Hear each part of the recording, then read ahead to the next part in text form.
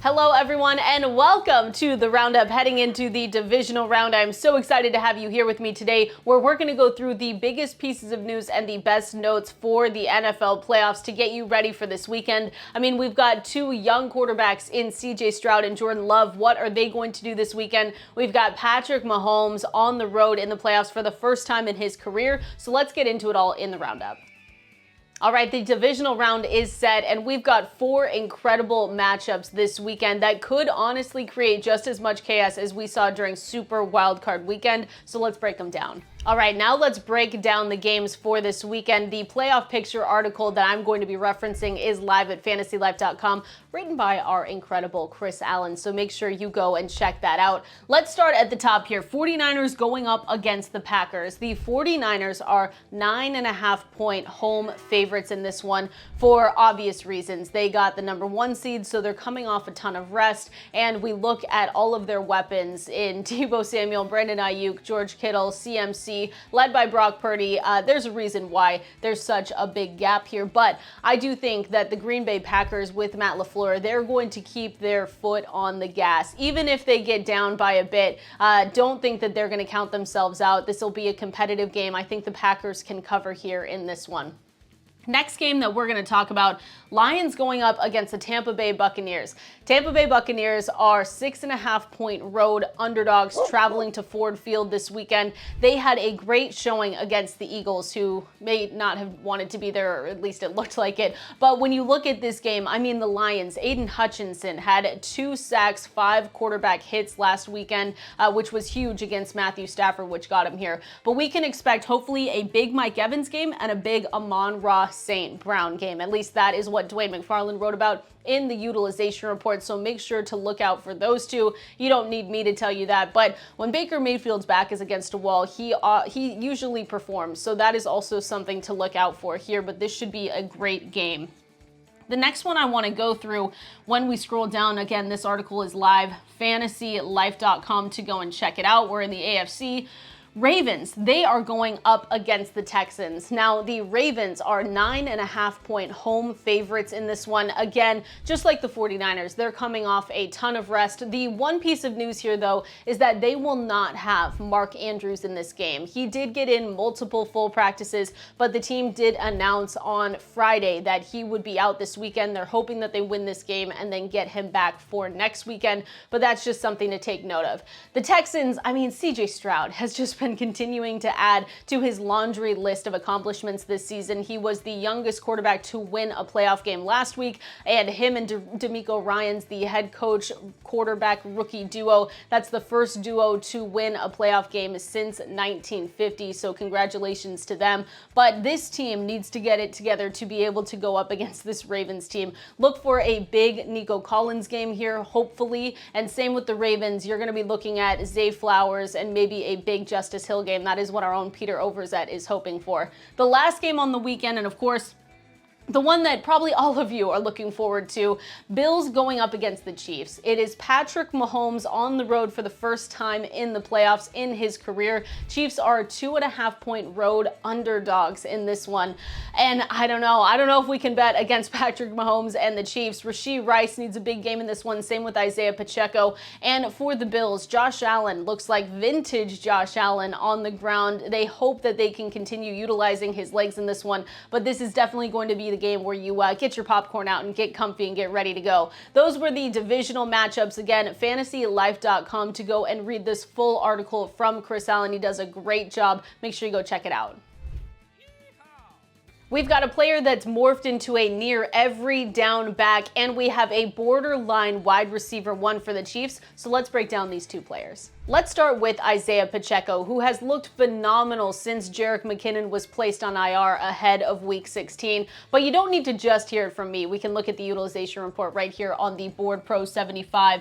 Right up here you can see since Jerick McKinnon was placed on IR, Isaiah Pacheco has a 73% snap share. And when you look even further, he has 78% of the rushing attempts, which is huge, and has taken over the full 2-minute offense. And like I said before, he has looked phenomenal phenomenal doing that. He has averaged 19.7 points per game over the last 3 outings with 17.7 attempts and 4.3 targets per contest. So when you add that all up, he is doing an incredible job, and it should not slow down during the divisional round when this team goes up against the Buffalo Bills. We can see right here that Dwayne McFarland has upgraded him to that mid-range RB1 territory, so buckle up for a big Isaiah Pacheco game. Let's now take a look at Rashi Rice for the Kansas City Chiefs, and he took over this full-time role in Week 14, and honestly, guys, just never looked back, which we can see here. He has averaged 9.2 targets and 56.4 air yards per contest. He's had expanded involvement, which we have seen week in and week out with this Kansas City Chiefs team, and this is exactly what they needed for Patrick Mahomes. When we go down here, we can see his comp list as well from Dwayne McFarland. You've got Amon-Ra St. Brown, Chris Godwin, Jarvis Landry, Jalen Waddle, Julian Edelman, and Keenan Allen. So all things are looking up, says that's not too shabby for this wide receiver. He does upgrade to a high-end wide receiver 2 territory, which I think is the perfect place to have him. Again, I am hoping for a big Rashi Rice game this weekend going up against the Bills. We got news that head coach Mike McCarthy would be returning to the Dallas Cowboys for 2024, which was honestly probably a surprise to a lot of people, especially because they lost in Super Wildcard Weekend to the Green Bay Packers. But he is going to be coming back. He has a 42-25 record with the Dallas Cowboys. Unfortunately, though, he has a 1-3 record in the postseason. The Dallas Cowboys became the first team ever to have 3 consecutive 12-win seasons and not make it to the conference championships. So there you go. Mike McCarthy's back. Dak Prescott is also in an interesting spot as well because it will be the final year of his contract. He has a no trade clause and they cannot place the franchise tag on him. So Mike McCarthy back for 2024. Same with Dak Prescott. We'll see how it goes. We've got a lot of players to look out for this weekend, but there is one running back that Dwayne McFarland has upgraded for the divisional round. Let's take a look at who it is. Devin Singletary continuing to sort of take over, not continuing to take over. He has taken over that back. That happened a while ago. But now he's starting to be more efficient and more productive with his opportunities. Again, who knows what happens in the offseason and next year. But for right now, Dwayne, I mean, he is the man for the Houston Texans. Yeah, a classic example of no clue at all what happens with this guy next year. But right now for the playoffs, if you're wanting to do a best ball draft, something along those lines, Devin Singletary is definitely a name to remember if you're going to put a bet on the Texans. You mentioned, yeah, he's already been taking over this role, but he is in a full-time capacity. And since week 14, he averages 16.8 attempts, 2.8 targets per game. And over that period, he's at 13.9 fantasy points. And if you look at his historical comps, like the average running back getting that similar workload with his efficiency is at 14.4 points per game. So pretty much in line with that 13.9. But I will say there is room for more because the Texans, they've ran the ball 61% of the time inside the 5-yard line this season, but they haven't as much lately. It's just been more passing. And sometimes that just comes down to variance and the way the play calling works out in a game. Obviously, you're going to put the ball in CJ Stroud's hand at the very end of a game, and you know you got to have it. But earlier in the contest, like I think there's a lot of room here for Devin Singletary to get more from a touchdown standpoint if you're thinking about the spike week potential with him. I think he has 2 touchdown spike upside. So he's a mid-range running back 2, but on a really good offense, and I think he has that running back 1 type ceiling. Yeah, I mean, this is a guy that I liked in Buffalo for those years, but could never really score touchdowns. You always had somebody else that was taking some of the work away in one form or another, but now getting his opportunity in Houston and doing quite a bit with it. Speaking of the Houston Texans, as we get to wide receivers, Nico Collins, who, remember back early in the season when we were first learning how good this offense could be, it was the Nico Collins Tank Dell show, and they were going back and forth.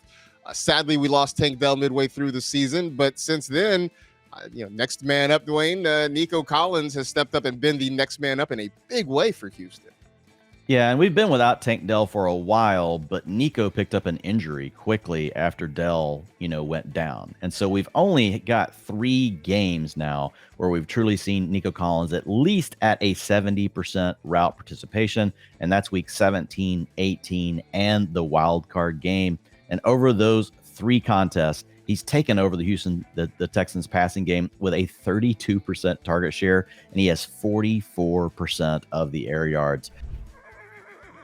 Now it's one of our favorite times in the show. Time to go through our Underdog Pick'em plays for the divisional round. But before we do that, I have to remind you, make sure you use promo code LIFE, and Underdog will match your first deposit of up to $100. So make sure you go to underdogfantasy.com to get that done. Now let's look at our favorite plays for the weekend. For the divisional round this week, I'm going to do the same thing I've been doing for the last couple weeks and tail Jeff because he's been doing an incredible job. FantasyLife.com, where you can go check his Underdog Pick'em Plays article for this weekend. So let's get started with this first one, which I, again, love. Jayden Reed higher than 40.5 receiving yards. You can see right here, you can play to 43.5. Fantasy Life projections have him at 46.6 yards this weekend. He's coming off a week where most people might not want to play him, right?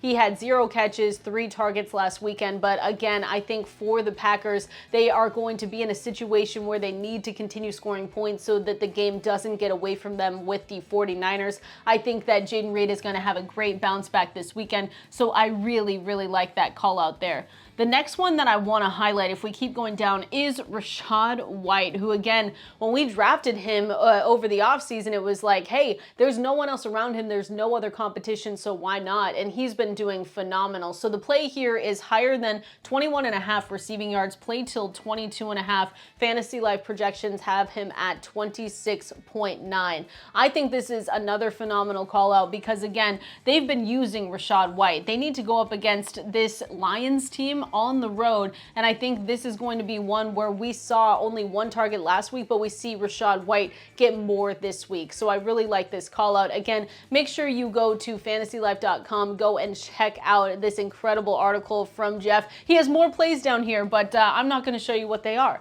because you have to go and check it out. But make sure you lock those up at underdogfantasy.com. All right, everyone, that was the roundup for the divisional round. Make sure you go to fantasylife.com. Make sure you subscribe to our newsletter in your inbox 7 days a week. Make sure you also subscribe to the Betting Life newsletter in your inbox 3 days a week. And go and check out all of our amazing content over there, all 100% free. Same with our best bets, and enjoy the weekend.